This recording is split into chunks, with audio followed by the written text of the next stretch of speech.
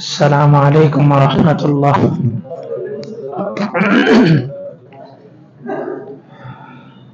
ফজর এবং আসরে আল্লাহ রাসূল নামাজ পড়ে মুসল্লিদের দিকে ঘুরতেন।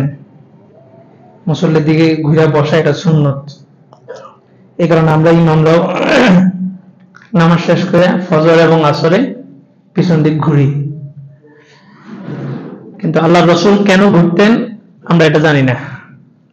আমরাও ঘুরি, রাসূলও ঘুরছেন, ঘোরাটা সুন্নত, কিন্তু কেন ঘুরে, কেন রাসূল ঘুরতেন এটা জানি না।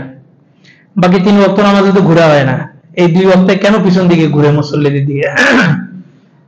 4টা কথা কিতাবের মধ্যে আসছে। 1 নম্বর বিষয় হচ্ছে এই 2 ওয়াক্ত নামাজের পরে কোনো সুন্নত নেই, ফজর এবং আসরের পরে কোনো সুন্নত নেই, বাকি 3 ওয়াক্তে সুন্নত আছে। এই কারণে ইমাম 3 ওয়াক্তের সামনের দিকে, বাকি 2 ওয়াক্তে মুসল্লিদের দিকে। দ্বিতীয় নাম্বার উত্তর হচ্ছে এই 2 ওয়াক্তে বেশিরভাগ মুসল্লি নামাজে মাসবুক হয়। মাসবুক মানে যে নামাজ পায় না। আসরের সময় দুনিয়ার ব্যস্ততা থাকে, যার কারণে আসরের নামাজে দেখবেন অধিকাংশ মুসল্লিরা কি হয়, পিছনে মাসবুক হয়।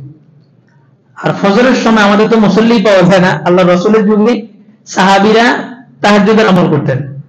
তাহাজ্জুদের নামাজ পড়ে ফজরের আযান দিলে একটু ওনারা শুইতেন, অনেক সময় চোখ লেগে যেত, দেরি হয়ে যেত।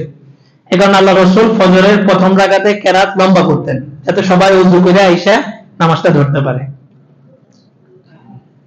তো দেখা গেছে অনেক সাহাবী ফজরের নামাজে মাসবুক হয়ে যেতেন, 1 রাকাত পান নাই অথবা 2 রাকাতই পান নাই, শেষ বৈঠক পাইছেন। কারণ ফজরের নামাজে তো আপনার ইমামকে যদি আইসা নামাজে পায়, তারপরেও হানাফি মাযহাবের ইমামে আযম আবু হানিফা রাহমাতুল্লাহ আলাইহির মাসালা হলো, যদি কেউ নিশ্চিত থাকে যে আমি 2 রাকাত সুন্নত পড়ার পরেও ইমামকে শেষ বৈঠকে হইলেও পাবো, তাহলে ওই ব্যক্তির জন্য ফজরের 2 রাকাত সুন্নতে মুআক্কাদা আদায় করে তারপরে জামাতে শরীক হবে।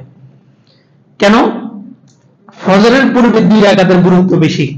গতকালকে আলোচনা বলছিলাম, যে কোনো কাজ এটা কতটা গুরুত্বপূর্ণ এটা ডিপেন্ডেন্ট তার রেজাল্টের উপরে।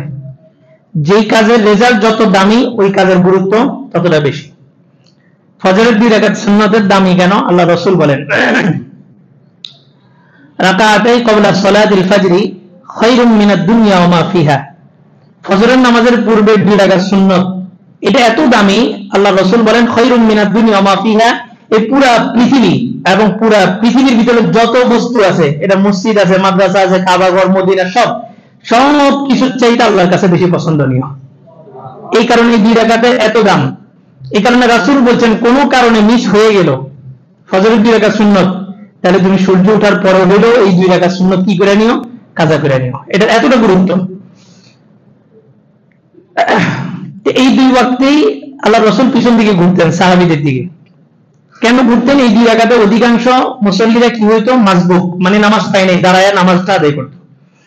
রাসূল কখনো এই কোণা হয়ে বসতেন, কখনো ওই কোণা হয়ে বসতেন। আমরা তো সবসময় এই কোণা হয়ে বসি, এবং কখনো যদি না জানার কারণে আমি যদি এই কোণা হয়ে বসি, তো সবাই একজন একজনকে খোঁচা দিবে, ইমাম সাহেব আজকে ভুলে ওই দিক ঘুরে বসে গেছে। আসলে তো রাসূল দোনো দিকে বসতেন। কেন বসতেন? রাসূল পিছন দিকে ঘুরতেন এই জন্যই, যে সমস্ত সাহাবী নামাজের মধ্যে দাঁড়াইছেন, ওনারা যে নামাজ পড়তেছেন নামাজটা হইতেছে কিনা দেখতেন, সুন্দর ঠিক মতো রুকু দিতেছে কিনা, কারা কারা নামাজে মাসবুক হইতেছে, নিয়মিত মাসবুক হইতেছে, নিয়মিত নামাজ পাইতেছে না, এরকম কারা আছে। তো আসরের সময় পিছনে ঘুরি, ফজরের সময় ঘুরি, মানে এটা একটা আলোচনার জন্য। আমারও যে নামাজ 100% সহি শুদ্ধ হয় এরকম না। আমি কি আমার রুকু সেজদা দেখি না? আমার রুকু সেজদা কারা দেখে? আপনারা দেখেন। আমার পিঠ, মাথা, কোমর সোজা হইতেছে কিনা এটাকে আমি দেখি না। আমি আমার জন্যই বলতেছি, অধিকাংশ মুসল্লিদের নামাজের রুকু হয় না। আমার কথা, আমার নামাজের রুকু হয় না।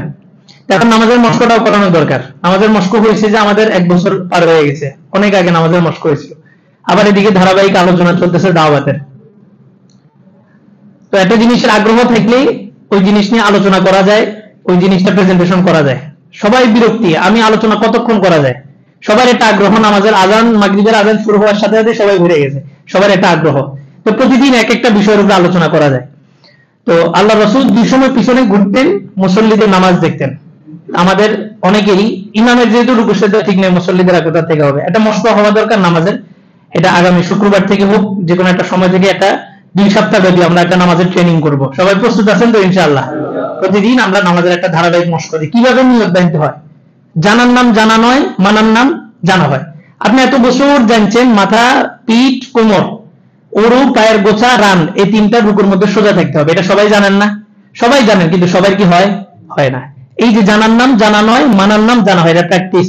আল্লাহ রাসূল বলছেন আল মুসলিমু মিরআতুল মুসলিম, একজন মুসলমান আরেকজন মুসলমানের আয়না। তা আমার রুকু হইতেছে কিনা এটা আমি জানি না, কিন্তু আমাকে আরেকজন দেখায় দিতে হবে যে এইভাবে রুকু দিতে হবে। আল্লাহ তাআলা সবাইকে আমল করার তৌফিক দান করুন। দাঁড়িয়ে কাদা সোজা করুন।